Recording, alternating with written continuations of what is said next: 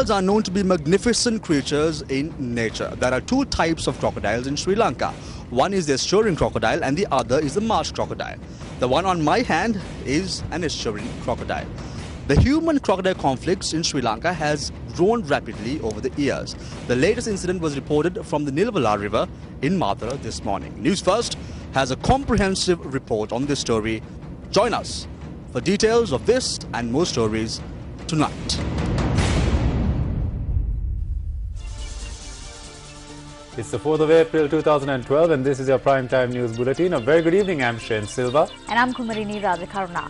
As always, let's start off the news with the stories making headlines tonight. Notice issued on CID officer who failed to appear before court today to inform the whereabouts of Duminda Silva. India's Home Minister says there is no LTTE camp anywhere in India. Government says it will not allow anyone to infringe on the country's sovereignty under cover of the LLRC. And a student killed by a crocodile in Mathura. For the stories in detail now. The magisterial inquiry into the killing of 4 persons, including Bharat Lakshman Premachandra, was taken up before the Colombo Additional Magistrate Prasanna Alves today. On the last day of the inquiry, the Criminal Investigations Department was notified to inform court the whereabouts of parliamentarian Duminda Silva, who has been named as a suspect. When court convened today, although the only officer representing the CID, Chief Inspector Meril Ranjan, had arrived at the court complex, he was not present in the courtroom during the hearing. Accordingly, the additional magistrate postponed hearings to the 17th of April. The CID officer who appeared in the courtroom after the postponement of hearings stated that he had been in another room as he had been informed that the hearing would be delayed. The additional magistrate noted that hearings could not be reconvened today and would be taken up again on the 17th of April as previously decreed. Notice was also issued on the CID officer to be present in court on that date.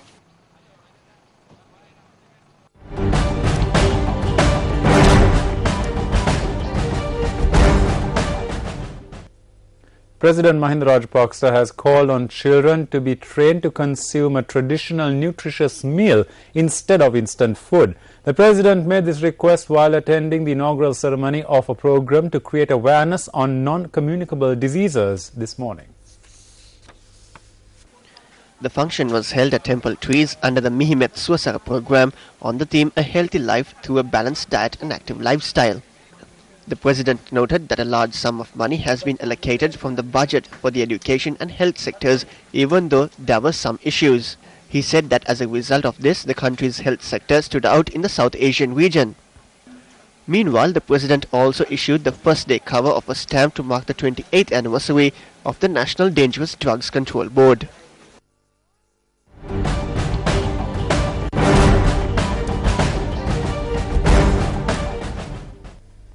The parliamentary debate on the government's stance and its future course of action with regard to the US-sponsored resolution on Sri Lanka that was adopted by the UNHRC concluded today. UNP parliamentarian Ravi Karunanayaka opened the debate. ගෝලීය ගම්මානයක ජීවත් වන අපිට ජාත්‍යන්තර නීතිවලිනුත් As individuals who are living in a global village, we cannot escape from international laws, especially international treaties that we have ratified. It is we who have given the right to the international community to interfere in the country's internal matters. It is Tamara Karunanayakam, who is now Sri Lanka's permanent representative to Geneva, who pointed out before the UN Human Rights Council that the United Nations should not allow a government to suppress its political opponents under the guise of the country's sovereignty.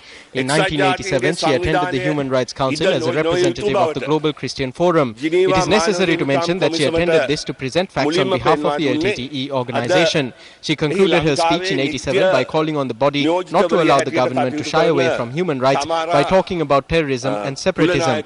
It was the same thing that was done this time. They are trying to shy away from the key issue by talking about terrorism and separatism.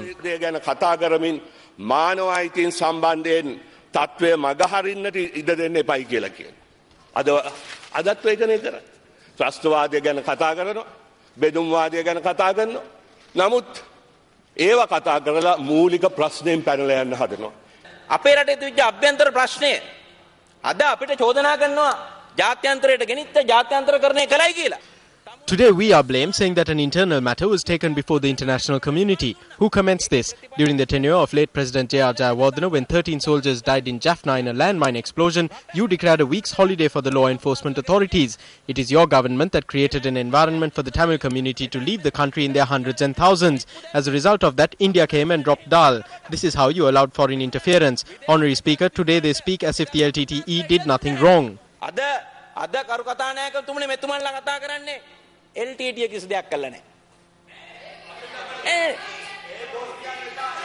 ගොඩක් අහගෙන ඉන්නවා කතා ඉවර නැහැ. ලංකාවේ මිනිස්සු Regardless of ethnic differences, when Tamil, Sinhala, Muslim people are being killed in temples in Anuradhapura, inside buses, who spoke about human rights with regard to the LTTE? කවුද LTTE මානව හිමිකම් ගැන කතා කළේ? වාඩි වෙන්න තමුන්නාසේ වාඩි වෙන්න අහගෙන ඉන්න. ඔවා කියනකොට පණුවෙක් වගේ දෙක දිනවා මෙතන ඉඳගෙන. පණුවෙක් වගේ ලැජ්ජ නැහැ මෙන්න මේ මනුස්සයාට. ඔව් වාඩි වෙන්න. ගරු කතානායකතුමනි වාඩි වෙන්න. හරි ඉන්න. ඊළඟ කතික මන්තුමාට LTTE සංවිධානය කළේ තමුන්නාසේද? We would like to say that we will not allow a foreign country to infringe this country's sovereignty under the guise of the LLRC. We did not allow this in the past. You allowed this by signing the CFA. We did not allow this even during the humanitarian operation. We will not allow foreign interference even tomorrow.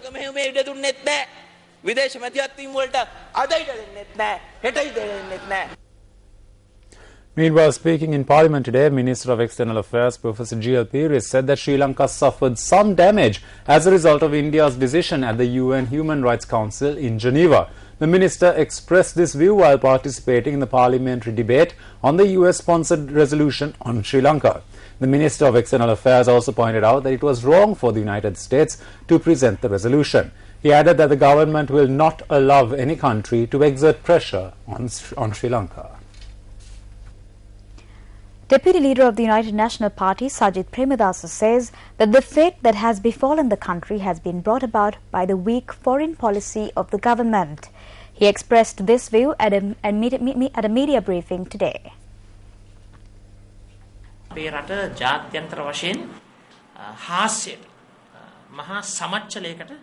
Today, our country has been subjected to much humiliation internationally. Today, some consider this country as a failed state.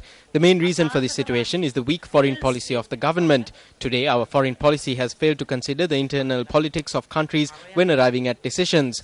Furthermore, as a country, we have failed to win the trust of the international community. I would like to note that owing to the weak foreign policy of the government and due to its actions, the sovereignty of the country has been sold to foreigners. විදේශිකින්ට විකුණන හමාරයි කියන එක මම මේ අවස්ථාවේ පැහැදිලි කරන්නට කැමතියි. India's Home Minister P. Chidambaram has described a Sri Lankan newspaper report about the existence of LTT camps in India as completely baseless. According to Indian media reports, speaking at a media briefing in New Delhi, Chidambaram had said that there was no such facility anywhere in the country. Responding to a question on Sri Lankan media report that 3 LTT camps exist in Tamil Nadu, which reportedly trained 150 cadres of the banned group, Indian Home Minister P. Chidambaram said it is, quote, completely baseless. There is no LTT camp anywhere in India, including Tamil Nadu, unquote. According to Indian media reports, the Tamil Nadu government had refuted the report yesterday.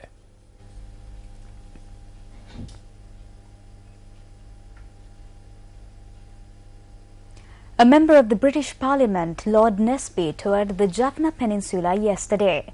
Our correspondent stated that during his visit, Lord Nesby held discussions with the Jaffna District Secretary and the Archbishop of Jaffna. Jaffna District Secretary Imelda Sugumar stated that the aim of the visit of Lord Nesby was to find out for himself the current situation in Jaffna. She stated that attention was focused on various issues such as development of the district, the health situation, resettlement and demining activities during the discussion with Lord Nesby at the Jaffna District Secretariat. The member of the British Parliament had stated during the discussion that Jaffna district will achieve a high level of development within the next 2 years. Meanwhile, our correspondent stated that Lord Nespe also held discussions with the Archbishop of Jaffna, Thomas Sandranayagam.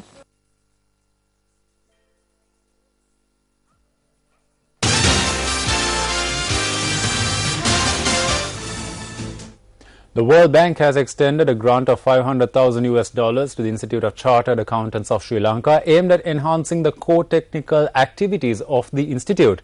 This was announced at a media briefing in Colombo last evening.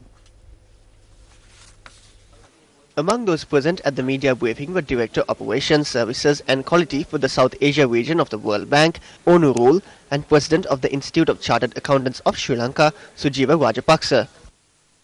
This grant covers 4 programs, which includes A.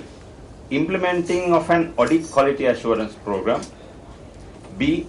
A program to assist and educate small and medium-sized practices, a program to increase awareness and adoption of International Financial Reporting Standards IFRSs, D.